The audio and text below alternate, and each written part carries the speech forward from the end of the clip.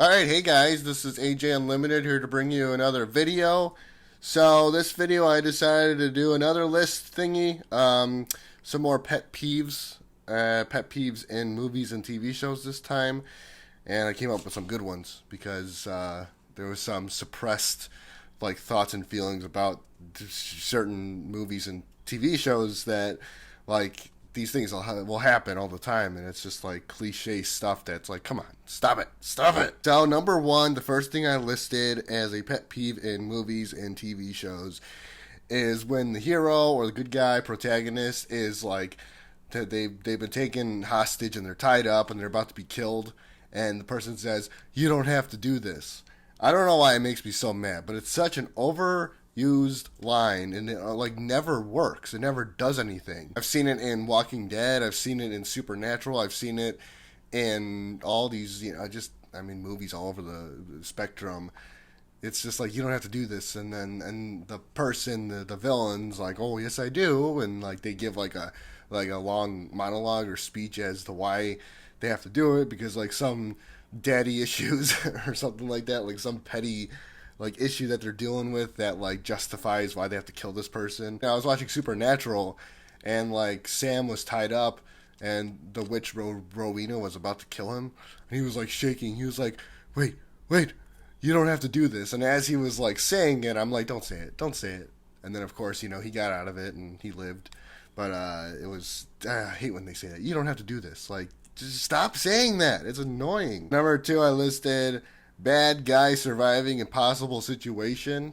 And actually, the very first example that comes to mind is in Walking Dead in season 3, when it was like at the end of season 3, like Andrea was trying to escape Woodbury to go back to the prison, but the governor like kind of followed her and chased her down. But like there was like 2 or 3 times he was totally cornered by zombies or walkers, and he had like no ammo left, and you're like certain he's dead, but he survives it. It's so annoying. I hate when that happens. It's just like I hate when they do that just to keep us on the edge of our seat, just to keep things spicy, just to throw us through a loop. But it's very annoying because you want to see this person just die, and you think they are dead, and then they fool you, and then they come back, usually in a very, very inconvenient way, like kind of last minute thing, and then they like just screw stuff up again, and like you think it's all over, you think that they won and that the bad guy's dead, but no, they always have to come back somehow. It's just so annoying. I hate it. Number 3, young supporting character being stubborn or trying to play hero. Again, I see this a lot in Supernatural. I see this a lot in Walking Dead. Supernatural, there's that character Claire who's like 18 years old, and she's like kind of, I don't know. She has she's just your typical teenager. Like she's stubborn. She's thinks she knows everything, and like there's a couple times when she was like still new to the show and wasn't like a hunter yet. She was kind of tagging along with Sam and Dean, and she kept on like doing stuff that was like, stop doing that. Like, stop trying to play hero. Stop putting yourself in danger just to try to prove us wrong. And I get it. Sometimes like younger people have to sort of step up to the plate, even when the older people tell them not to. But oftentimes it leads them into very bad situations, and they just screw it up, and like it's like everything's going just fine. They're stubborn, and they just insist that they must do this thing, this mission, this task, and it usually 95% of the time ends badly, and you just want to smack this kid. Number 4, and this is kind of tags along with that last one, is like the good guy giving in to peer pressure. I've seen this in like Stranger Things. I've seen this in 13 Reasons Why. I've seen this I don't know where else. Good kid with lots of promise, and like they're going places, right? You think they're gonna be like the next leader of the show or whatever. And then, like, I don't know, somebody walks by and they're like drinking a beer, and this kid's underage, and they're like, "Oh, come on, everybody drinks beer. Like, don't be a little sissy about it. Drink the beer." Or like, "Come on, come with me. Let's do this thing." And they're like, "No, I can't. I told my mom I would stay here or stay home." It's like, "Oh, come on, like, come out here." And it's like, "Oh, okay, well, I'm sure they won't mind. They won't notice." It's like, come on, just stay put, you little stop trying to like run away from home or whatever to go to a party or to meet up with some guy or go drinking like underage. It's just stupid. It's annoying, and it's like that they know they shouldn't be doing that, and like we all know it's going to end badly. Number 5, I listed naive protagonist trying to save the bad guy. Again, the first example that came to my head is Andrea in Walking Dead. It was like season 3, and she had a very, very big opportunity to go back and rejoin her family at the prison. But she decided, because she was there, she went to visit them and she was telling them about everything. And she could have easily just stayed and fought the fight the right way and been a good girl. But she decided to go back to Woodbury to try to, like, save the governor, try to, like, redeem some of these people, try to, like, she's trying to save everybody on her own. Like, she knows that, obviously she knows that, like, Rick's group has, like, Rick, Daryl, Glenn, Maggie. So they're a strong group of people. So I guess Andrea is thinking, like, okay, let me go back to Woodbury because these people aren't that, like, they don't have a lot of fighters. So let me see if I can, like, try to save them too. But it's like, come on, like, forget them, screw them. Like, they're just stay with your family at the prison. You'll be warm and safe. Or like in I'm gonna stop saying Walking Dead and Supernatural are the only 2 shows I watch apparently. Let's say the protagonist, the hero, the good guy, like, has an opportunity to kill the bad guy or whatever, and they don't do it out of, like, the kindness of their heart, or they think they can, like, save them or fix them or whatever, and then it ends badly. That's just so annoying. Number 6 is main character / protagonist being saved at the last second. And this happens all the time in Supernatural. All the time. And it's so annoying. It's so cliche, and I hate it.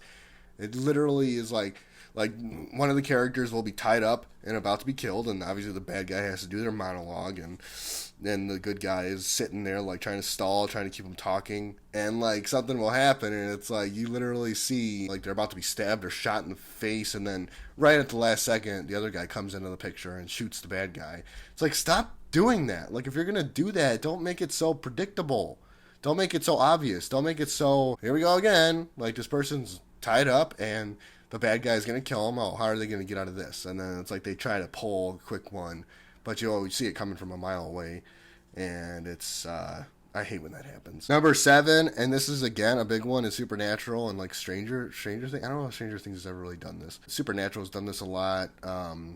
Any show that deals with, like, well, the supernatural or, like different dimensions, bringing people back from the dead, it's very annoying. And it's the thing I hate about this is, like, the character dies and you have the, like, the emotional impact and the shock value, and, you know, you grieve, and it's like, oh no, they're dead. And then somehow, because the ratings demand it, they bring this character back. As a matter of fact, at the end of season, like, 12 of Supernatural, they killed off Castiel. But then they, like, somehow, like, just brought him back, like, through... It was a long story. But they bring them back, and, I mean, Supernatural does that all the time, because these guys die, like, every other episode, and then, like, some dramatic thing happens, and they are brought back because they make a deal with, like, a demon or something, or... I don't know. They just, like, they always just pull that off, and it's annoying because, again, the emotional impact.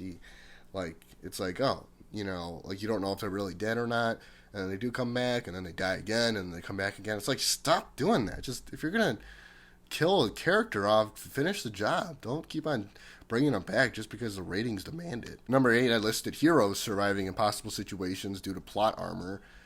This is just something that happens all the time. I don't even know where to start. You know, I've seen it in Walking Dead, Supernatural, Stranger Things, any show that deals with people dying. It happens all the time. And it's just, like, kind of, again, cliche. Just, it's like the only reason why this character survived the situation is because they're the main character and the plot demands it, and, you know, whatever. It's just like they always somehow, like, maybe this character is seriously injured and the odds are heavily against them, but they somehow they pull a quick one and they somehow gain the upper hand, and they walk away from it and win the fight. Number 9, oh man, this one, I'm surprised I thought of this one because this one's actually kind of a more detailed, like, type of thing, technical thing, and that's, like, special effect negligence. And what I mean by that is when you see something in this movie or TV show that it's like in one frame it looks this way, but another frame it looks a different way.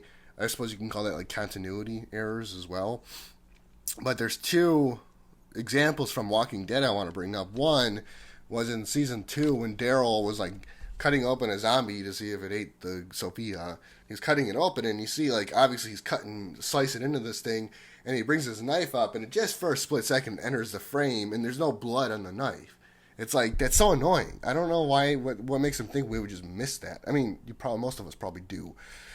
But another example was in, like, season 5, and, like, Carol and Daryl were looking for Beth, and they end up on a bridge, but they get overrun by zombies or walkers, and they like climb into this giant van or truck, and it's like kind of teetering over this thing, and like it shows it's like falling, and you can tell by the way it's falling, the physics is like it's going to fall, like land upside down, and it starts to like kind of turn like this, like a 45-degree angle, but then in the next shot they land like perfectly flat on the wheels.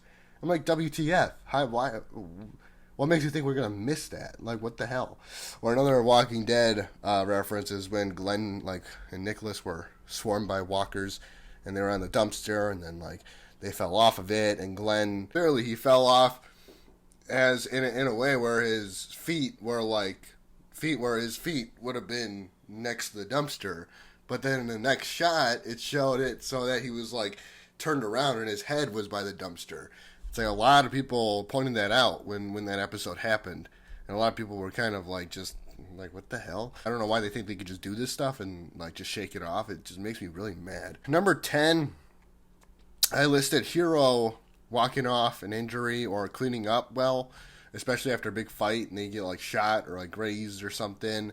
Or they're all bloody from a fight or something, and then like in literally like the next episode, they're all cleaned up and healed up. Maybe they have like a little thing wrapped around their leg or wherever the injury was, but they just kind of walk it off and they're cleaned up, and that makes me really mad, especially in Walking Dead, because obviously in earlier-ish seasons, season 4 and 5, they were on the road a lot, and they all looked like, for the most part, freshly showered, and their like facial hair was like maintained, and they just didn't look like that smelly or gross. Obviously, it's necessary aesthetically, but it just doesn't make any sense in the real world. And that's it. That's my list. So I hope you guys enjoyed. Feel free to comment anything else you might add to this list or whatever. Thank you guys once again very much for watching this. I do hope you enjoyed it. If you liked it, you know what to do. Please like, subscribe, comment, email me, all that whole 9 yards. Again, if you guys have anything to add to this, feel free to let me know. But yeah, thank you guys once again very much for watching, and as always, I will see you next time. God bless. If you're watching this video all the way to this point, that means you're most likely a regular watcher, which means you might realize I didn't do my live stream on Tuesday of this week. It's because I've been sick. I have a very bad cough. I'm still getting over it. So I don't know if you could hear it in my voice, so I do apologize for that. I don't think anybody really cares that much. I did say I would start uploading 1 to 2 times per week, not 2 times like flat. So this will have to be just the video for the week. But yeah,